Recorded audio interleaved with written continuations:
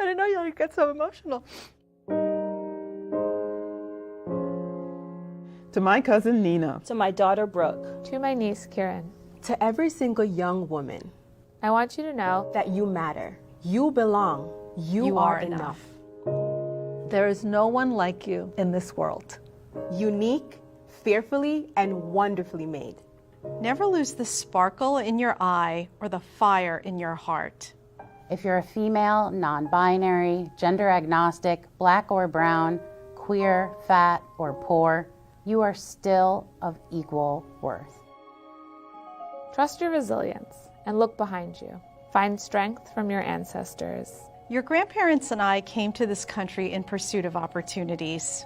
You embody our hopes and dreams. Always do your best. Always be curious. Always take care of yourself. Create your boundaries, then defend them. Stand strong when you can, lie down when you need to, and take up space wherever you're called to be. Say what you mean and mean what you say, and don't be mean when you say it. Keep empathy, compassion, and curiosity in your heart. Treat everyone you meet with respect and dignity. Love yourself. Listen to your gut. If something you're asked to do doesn't feel right, it probably isn't. Remember, you can do anything. Anything that comes your way can be overcome. And there are times that you will have to live through a thing. Don't take rejection as a closed door, but as fuel to find another way in. Know that challenges and setbacks are opportunities in disguise.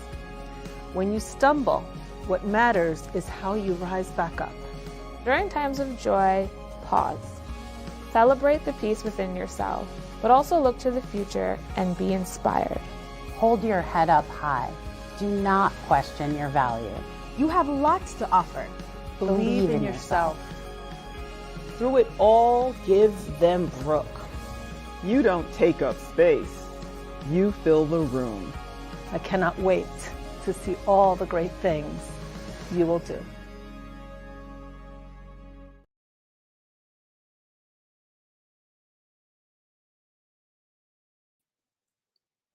Good evening, everyone. Thank you for joining me tonight on Real Talk with Jean Price. I'm excited about tonight's show because we are still celebrating Women's Month. Now, I want you to go find your mom, your sister, your cousin, your best friend, and I want you to tell them that we are live. And every Wednesday of this month, we're going to be talking about women that are special, women that are kind, women that are confident. And I want every woman to know tonight, just like on the video, you belong, you're important. I need you to remind yourself that God has you here for a reason. Any woman that is struggling with disappointments, failures, frailties, shame, you are important to not only God, but you're important to us. And it's very important for us as women to make sure that we stand on each other's shoulders and don't tear each other down. I want every woman to recognize today that you are not only important to everybody around you, you are important to the next woman that's watching you. Every woman is watching another woman. And wouldn't it be so beautiful that as we are watching each other, we can help each other grow, we can help each other become, and we can help each other develop. That's what we want to hone in on tonight. We want to make sure that when you watch Real Talk for this whole month, there's even something that you want to share. Join our show tonight. Put it in the chat. Let's dialogue. Let's talk about it. Let's let each other know how much you mean to each other. Another woman's courage is there because somebody else gave them the opportunity to do so. You need to make sure that everybody that you meet become an important part of your life. I have learned so much, and I happen to love being a woman because one of the things I strive for is making sure I encourage another woman. I let her know how important she is. I give her flowers while she's here. I let her know that, you know what, you can make it. I call her Kathy Summers, who's so faithful to Real Talk. I want you to know that you matter to God.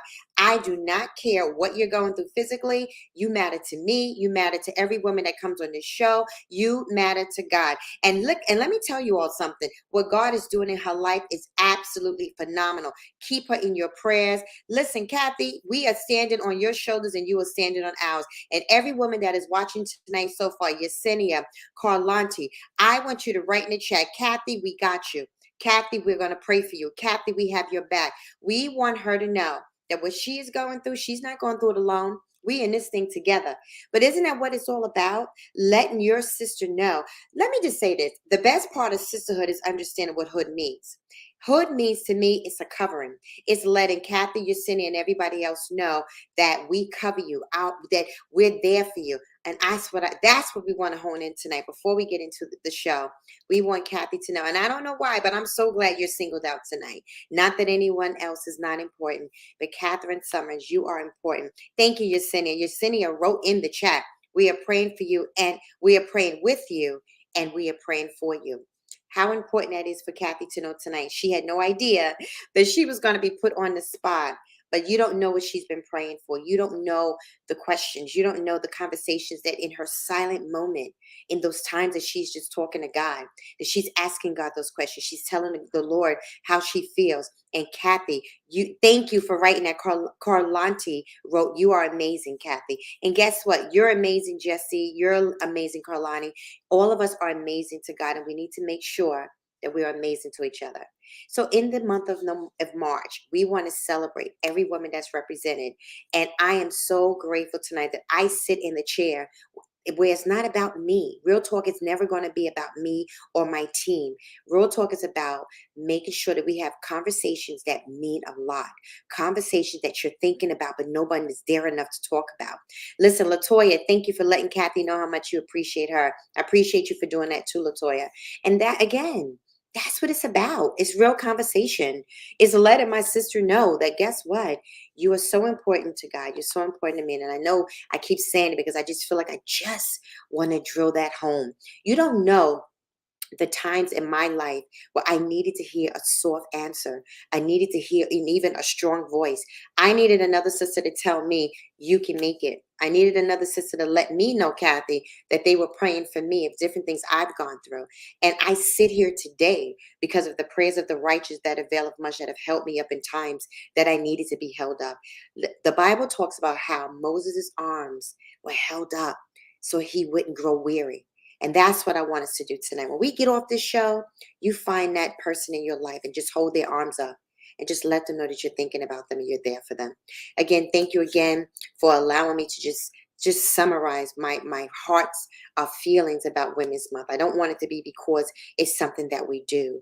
I want it to be something that we make sure it happens. Empowering the enemy is what we're going to be talking about tonight. And I guess we'll be joining us soon. It is so important to understand that there's things about us, right, as women, that the inner side of us, it's been hard, right? So I'll pick on myself because I'm live and while I wait for our guests. It's been hard. I've had some hard challenges in my life growing up as a kid. And most people know my story of being an abused child. But the power that was down inside of me, the Bible says that he knew me while I was in my mother's womb. And I'm grateful for that because God knew that I was an overcomer. And I need to speak to somebody tonight and remind you that you are overcomer. It doesn't matter what you go through. You are an overcomer. And there is a strength that God puts inside of us. So empowering the inner me, I want you to write in the chat for those that are watching me tonight. I want you to put in the chat, what empowers the inner you? I want you to go back and talk to the little girl that you didn't think you would be where you are today. What has empowered you to go, to move, to become, to change your life? It takes all that for all of us to sit here today and be the women that we are. I take no credit for the strength that I have, but all glory goes to God. A God that sits high and looks low. A God that saw me when I was in my mess. A God that saw me when I was broken. A God that saw me when I didn't think I could make it. There was a God that was looking down and pulled me out of the muck and the mire. And for that, I'm so grateful. My heart goes out, and that's why the passion that I have to work with women and to minister to women, to remind them that they can be transformed by the renewing of their mind. They don't have to stay victims, but we can always be victorious. And I'm so grateful for that tonight. So as our guests will be chiming in, I want you to know that as we get ready, we're going to go through, we have 2 more weeks in the month of March and 2 more exciting shows that we're going to be talking about. But we're going to be preparing some great things for the next couple of months. And thank you, Latoya. She wrote, and God, a God that never let me go. Latoya, Come on. Do you guys see what Latoya wrote? She said, a God that never let me go. You know, we can stay right there on that alone. I can go back to what I was saying, but that is so true. We have a God, those times. Did anybody have a but on almost moment? Those were the moments that God didn't let us go. There were so many times in my life I wanted to give up. Come on, let's be honest and true with each other. But God wouldn't let me go. Those moments I said, God, I want to raise this flag. I just want to give up. And God said, no, daughter, you can't give up because there's too much work that needs to be done. Thank you, Latoya, for sharing that tonight. A God that never let you go. And he says in his word that he'll be with us always. And I'm so grateful for that.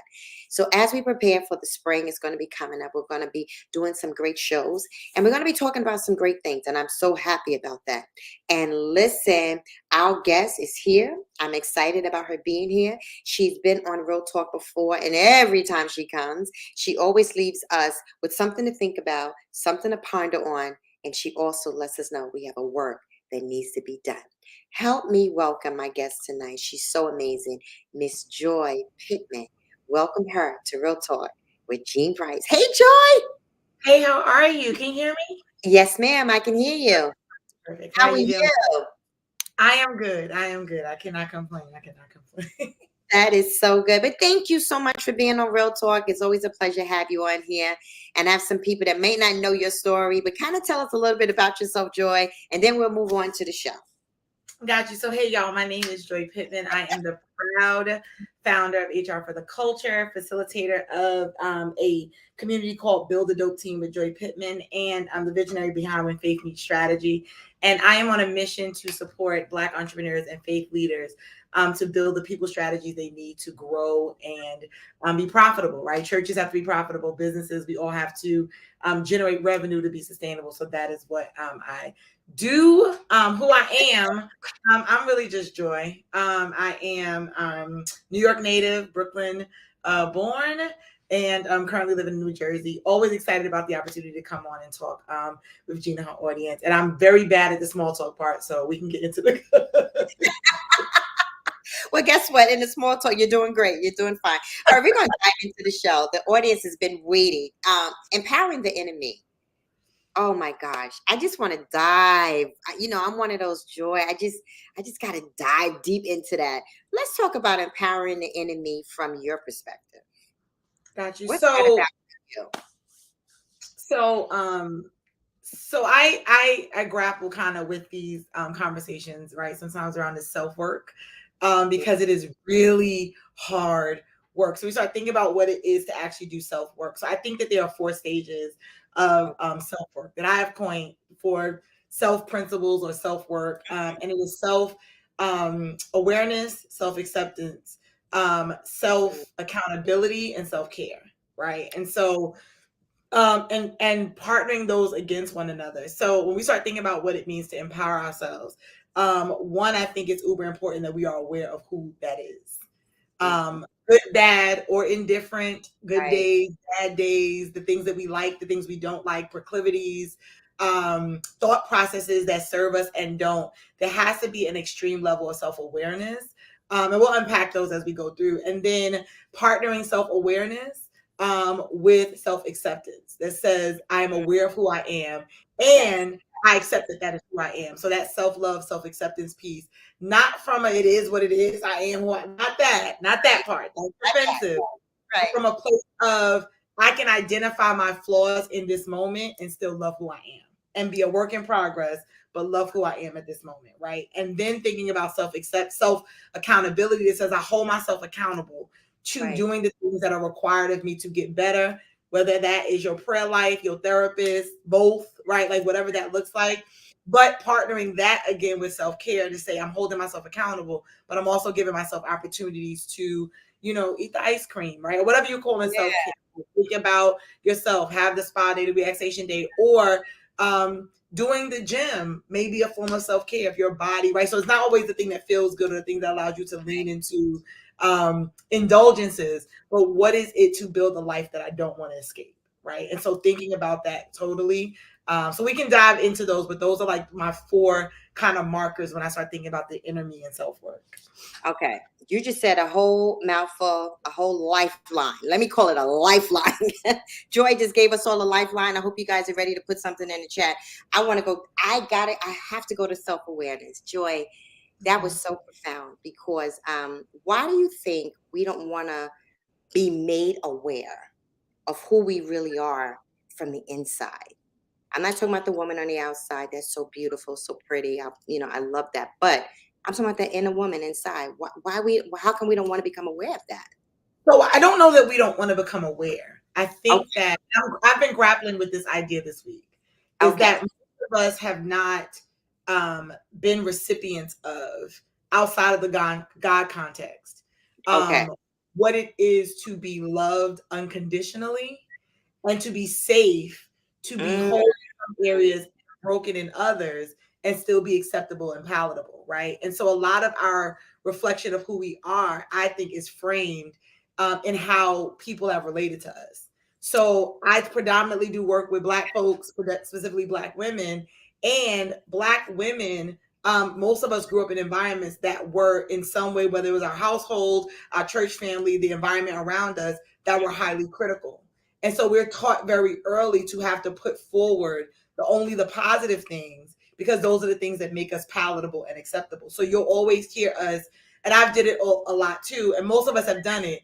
It's right. like, well, I know this about myself, but I'm really good at, like, we're really Right. quick over, I may not be perfect, but I'm loyal. I may not, but so we gotta, like, we always have to find this way to smear, like, I call it peanut butter smear, like smear over, right, those Yeah. imperfections, because many of us have not actually experienced love that was unconditional, love that accepted our flaws, love that did not require us to be perfect. And so if we learn love generally based on how we receive it, right, then our ability to love ourselves sometimes and to even face ourselves is Yes. predicated on how much of the imperfections we can act like don't exist to face the part of ourselves that's palatable. And I want to encourage that all of you is palatable, right? Right. All of you Right. is palatable. You are yet a work in progress, right? And so the things that you identify that are problematic are not things that get thrown in the garbage. They are things that we identify as, and this is part of my evolution, but also I am lovable today. Right. And I'm worthy of unconditional love. And I think, even when we think about love from an unconditional sense as it relates to God, many of Right. us do not really understand that either, because we've actually never experienced it. And Joy, you said, oh my God, you said so much. That was so good. And because we haven't experienced it, it forces itself to even the relationships that we have on the outside, those get shaped wrong too. You know what I mean? Let me just be transparent and talk about myself, because I love what you said. I did not grow up like that. I did not have that surroundings, to your point of that unconditional love. So then you foster relationships with people, and yet it's so dysfunctional because of that. So let's peel back that onion. Let's talk about let's talk about the dysfunction of that. It's so true. So, and I'll talk about it from my perspective, because I kind of think that I don't like to talk about a universal we as Black women or whatever. Totally. So part of my narrative now is that I have at this stage lost both my parents, all of my grandparents, and a sibling, right? And a sibling at this point. So a lot of how I identified and a lot of the places where love existed for me no longer exist, right? In a tangible earthly way. Yeah. And so I had to now grapple with what it is to develop and to build new relationships as flawed and good stuff, Joy, right? Because I come with some good stuff. I come with some goodies, right? So what does it look like? And I realize that I navigate most of my relationships making an effort to be as palatable, back to this word, as possible, and as accommodating as possible, and as non-offensive as possible, right? And I think that I've gotten to a place, and I think we all have to get to this place where we are willing to say, I'm willing to try it on both sides. That I want to know that whether they keep me or not, I need to know the truth about this relationship. So I think that sometimes the dysfunctional part is we are not willing to be absolutely 100% who we are and prove whether or not we can accept that person. So I know you can accept me when I'm buying things, when I'm smiling, happy, when I'm engaged, when I'm connected, when I'm supporting. But when you say something I really don't like, can I call that out? And am I scared to call that out because I'm scared that that's going to lead to you rejecting me, right? So we vacillate, right, between who we want people to perceive that we are in order to accept us and this person that we actually are. And you can only be that other person for so long. So we end up in relationships where we've only shown up as half of ourselves. They're probably doing it too. Yes, yes. And then all of a sudden we come out our bag on a day that we either full up, we can't take no more. You know, it's the straw that broke the camel's back, all this, and we show up. And many of us are 5 and 6 and 7 years into relationships where the other person has not seen all of who we are because we are still scared that they will not accept us.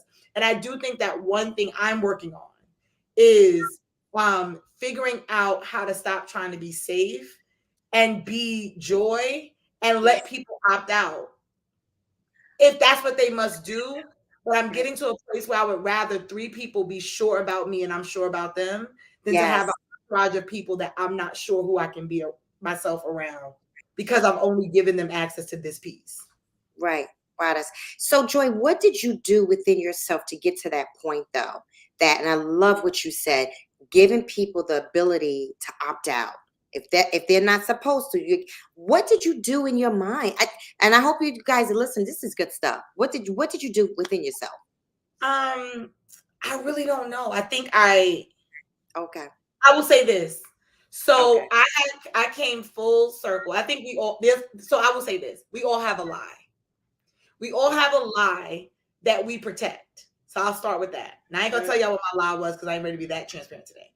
But I had a lie that I was protecting, that I had, and it was an 8-9-year-old lie. I had protected it. I hid it.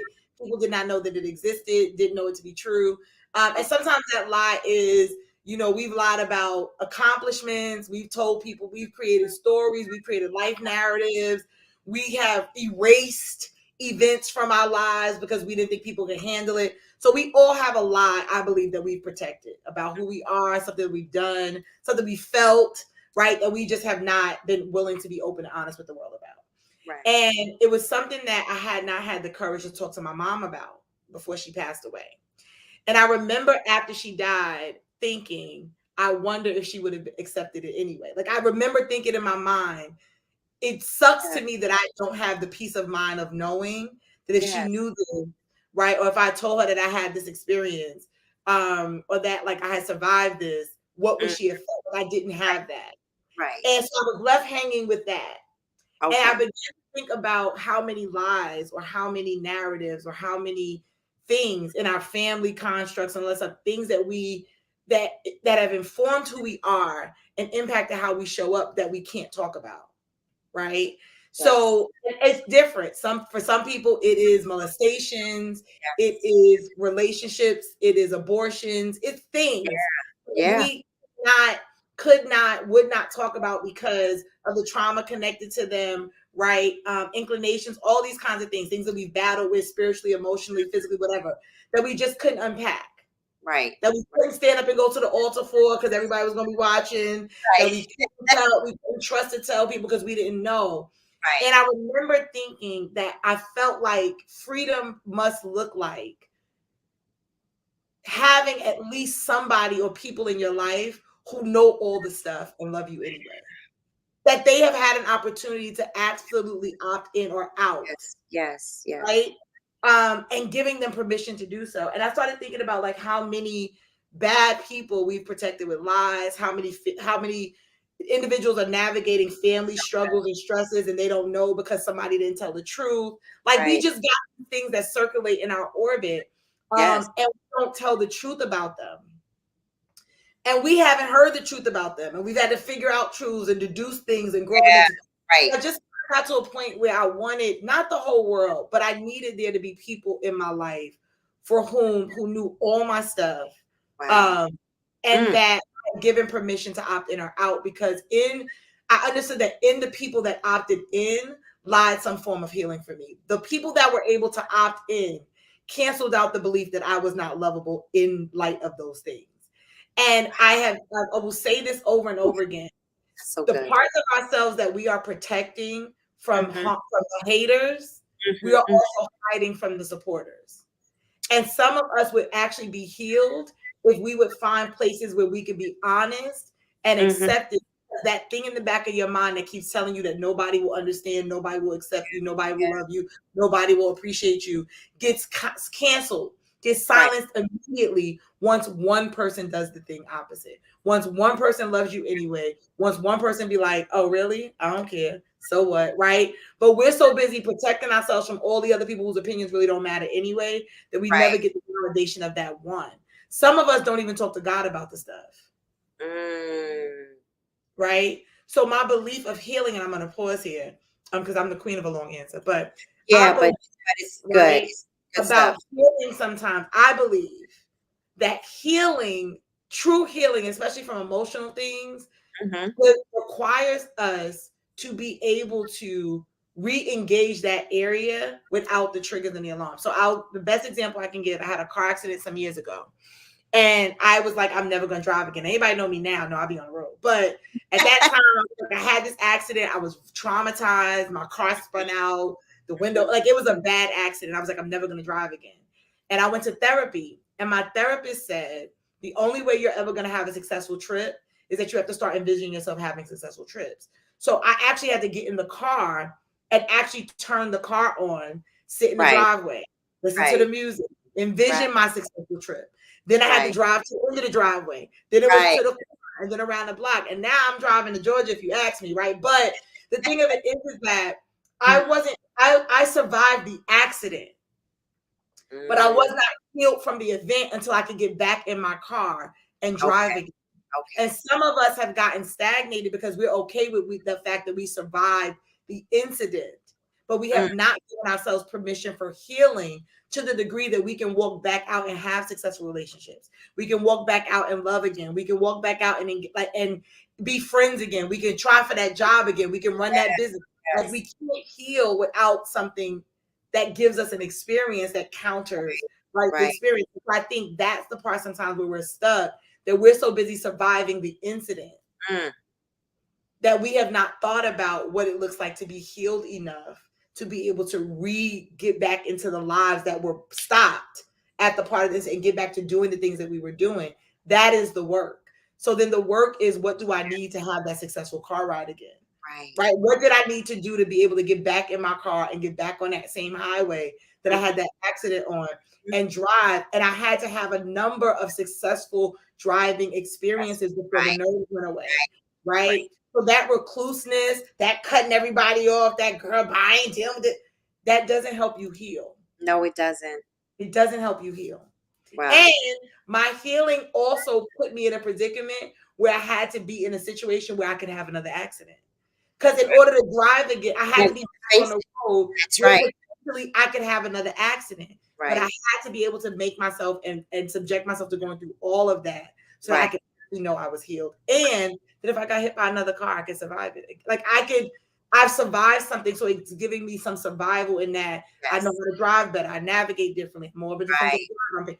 But some of us we don't want another accident. So we'll never leave the driveway. Not healed in the driveway. Yeah.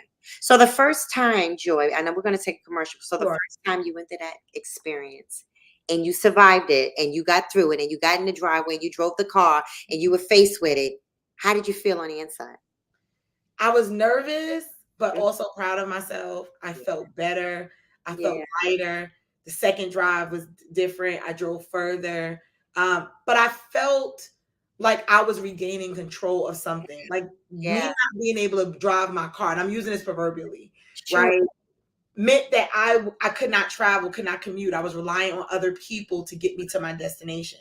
Me being able to conquer that gave me the confidence that I could go back to getting myself where I needed to get. And I do think, we can't be so reliant on other people for our healing. Yes. And for closure and for things, there comes a point where we have to be valuable enough to us. our healing at whatever the expense or whatever the cost is. And the best example I can give you, and I think this is one that helps me all the time, is slightly different, but it is I always mess up her name, but she had the baby. I think it was Samuel and Elisha, where she decided to have the baby. She was like praying for a baby. Hannah. To my Hannah. And she was praying for a thing. Yes. But she didn't get the thing until she was ready to have it on God's terms. Yeah. Like she had to be willing to have it at the terms that were not comfortable. Exactly. Have it. And so I think that for some of us, we only will accept healing, or we'll only accept things if it comes in a certain package. Right. And for some of us, when you really get desperate enough about the thing that you need to take your life to the next level, you'll be willing to do it on the terms that do not feel convenient. And for some of us, there is a Hannah place. There's a Hannah prayer, whatever that is, where we literally have to get to the place of on God's terms, on the terms that are not familiar or convenient, right? But I want it so bad, right, that I'm willing to do it in the inconvenient way. So I know we got to pause for commercial. We'll come back, but I just wanted to get that thought out before. No, that was powerful. We're going to take a commercial break. We'll make this commercial break really, really quick because I need to come back and hear some more. We got to hear some more. Listen, and we only got on awareness. We haven't even gotten to the other 3 steps. We're going to get to it faster. We'll be right back with Joy Pittman. Come on, we'll be right back. If I am ever in doubt, I need you to be there to restore my hope and to rebuild my certainty. In confidence, I can find, in community rather, I can find my confidence, and your curiosity can affirm it. Early in my career, I led a large-scale event that did not go exactly as planned. I'm lying to you, it was terrible. And when I debriefed the event with my manager, I just knew that she was going to run down the list of every mistake I had ever made, probably from birth. But instead, she opened with a question. What was your intention? I was surprised but relieved. She knew that I was already beating myself up, and that question invited me to learn from my own mistakes instead of damage my already fragile confidence. Curiosity invites people to be in charge of their own learning. That exchange, it helped me approach my next project with the expectation of success. Permission, community, curiosity. All of these are the things that we will need to breed the confidence that we'll absolutely need to solve our greatest challenges and to build the world we dream.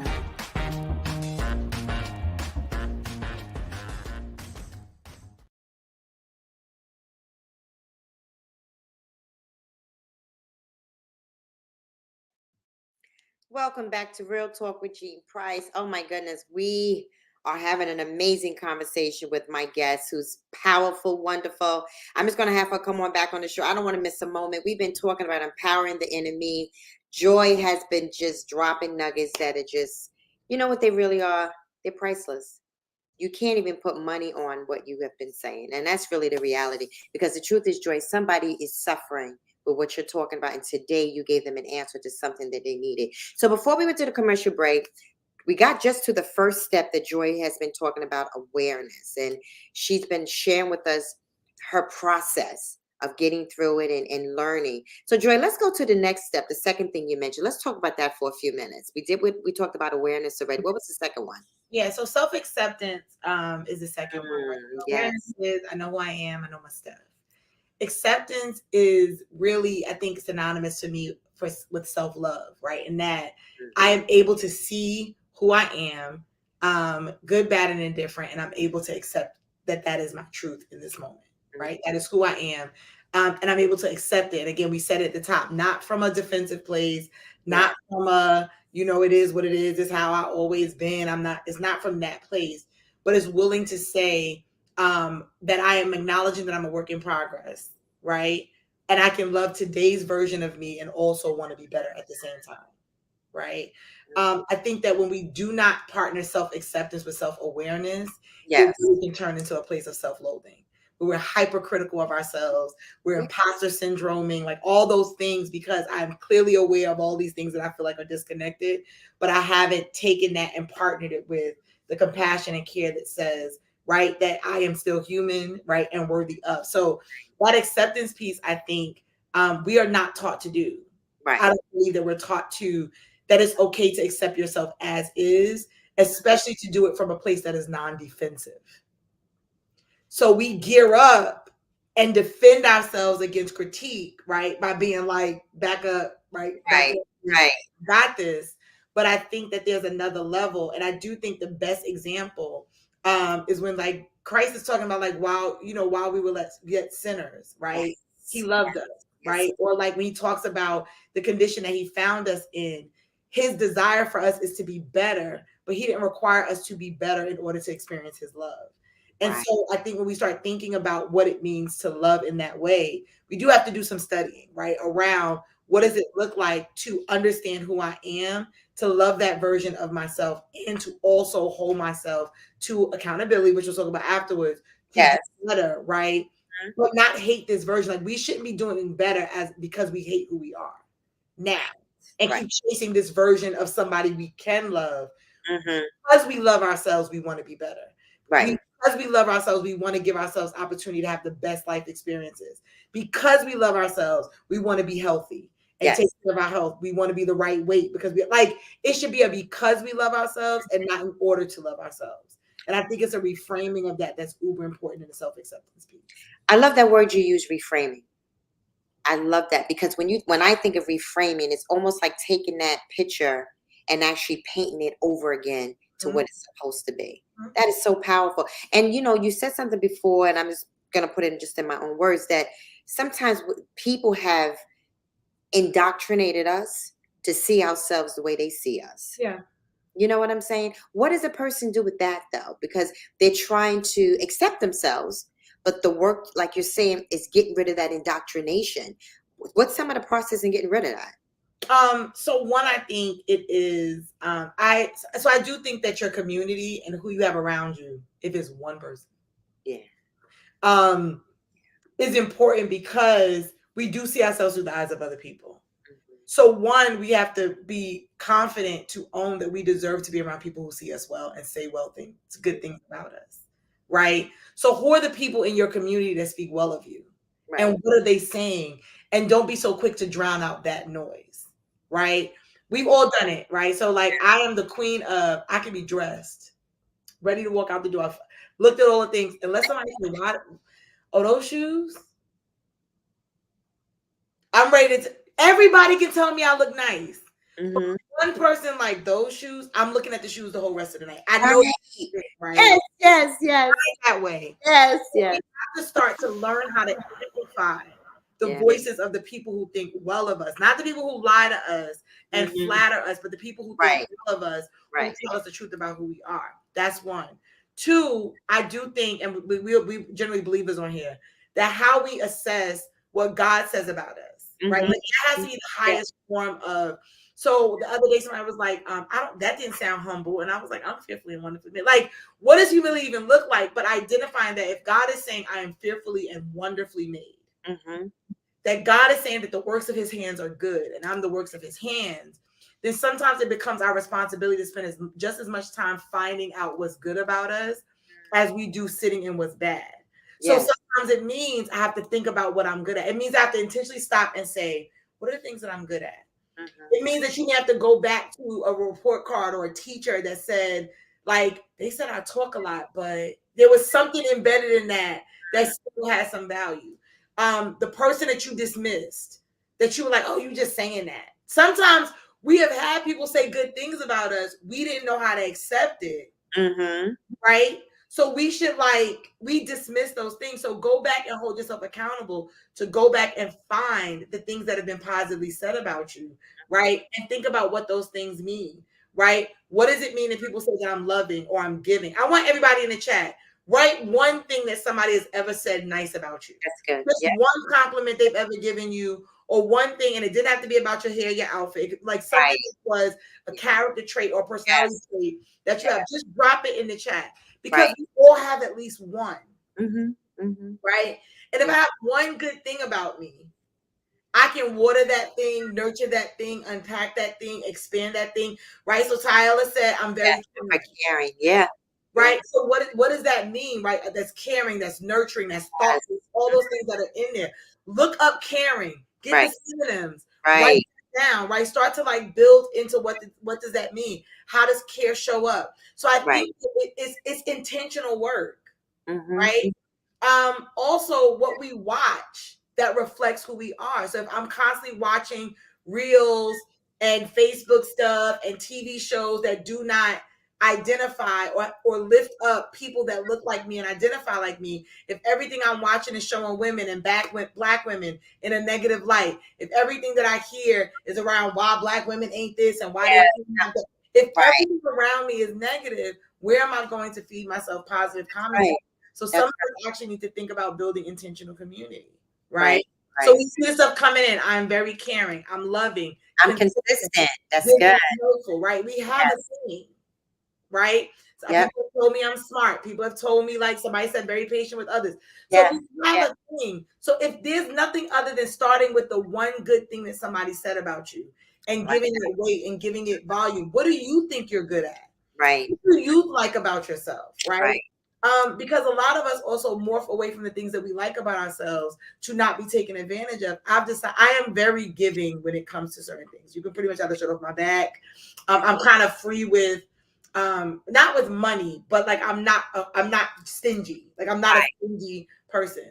I like that about myself.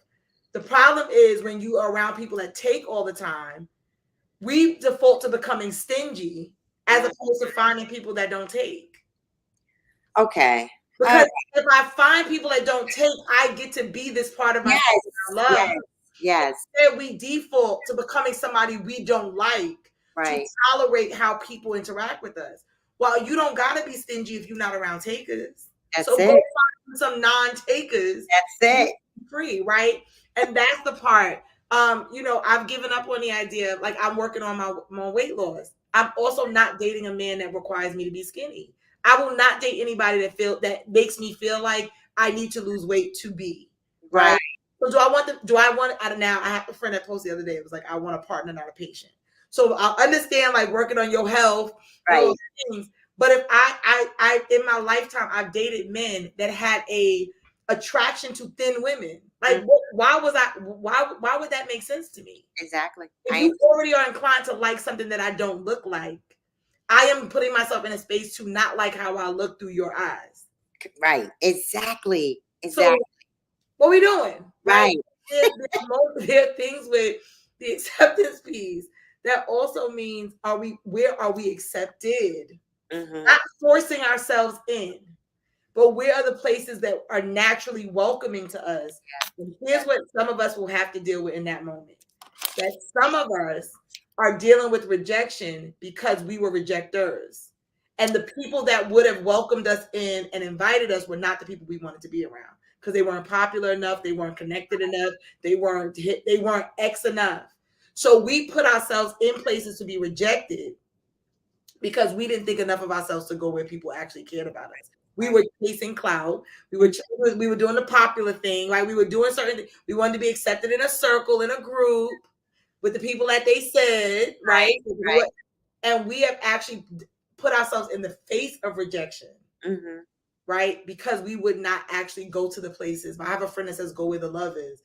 My name is Omega. We would not choose to go where the love was. We went to places that we had to earn it. And now we sitting here beat up and dragged and trying to figure out why we beat up and dragged. You chose this dragging. Wow. Right. Oh my goodness. I don't even want to end the show. And literally 45 minutes like ran by so fast.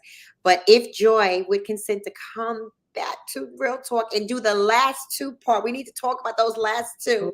Joy, please find some time in your schedule. And she's very busy. I get it. But I'm telling you, this has been so enlightening. And I can tell by what's in the chat and what the women have written here. Joy, thank you.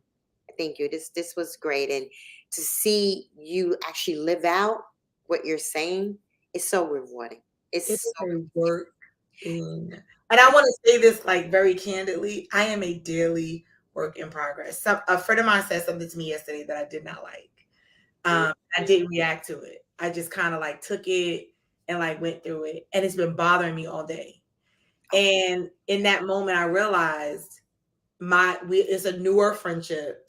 I care about it, and like if I say this, are they gonna recoil? And I have to tell myself, if they recoil, that is what I needed to know about this friendship.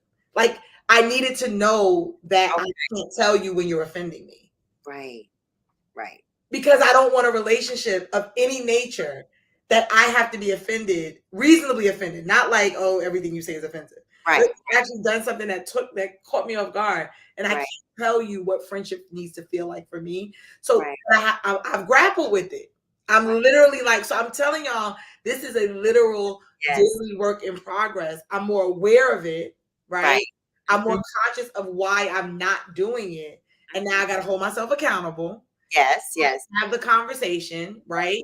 I have to actually hold myself accountable to the conversation. And then I have to be able to say, if they recoil, what does self-care look like? How do I navigate, right, what that will feel like? And if they don't, right, and they respond in kind, still, what does self-care look like? Because having the conversation is giving me some angst, right? Those are the stages. So we're going to talk about the other ones and unpack them a little more. I'm so sorry I was running behind, so I know I lost some time at the top. But I will come back whenever. Just tell them to let you know. Boy, yes. Listen, to those that are here, I will let you know. My team will post on Facebook when Joy Pittman is coming on the show. You want to make sure you're here. Tell some other women. Sorry, nothing against the men. You can come too. We want, because it's everybody, it can happen to anyone. We want you to tell people ahead of time to come, because Joy's going to be on Real Talk. And I want you to tell everybody. Joy will set it up. Thank you so much, everyone, for being here. People are saying thank you. This was great, dealing with the enemy. People loved it. Thank you, Vivis. Thank you, Patrice. Thank you, Catherine. Thank you, Latoya, Quincy, everyone. Most importantly, thank you, Joy, for being on Real Talk. Good night, everyone.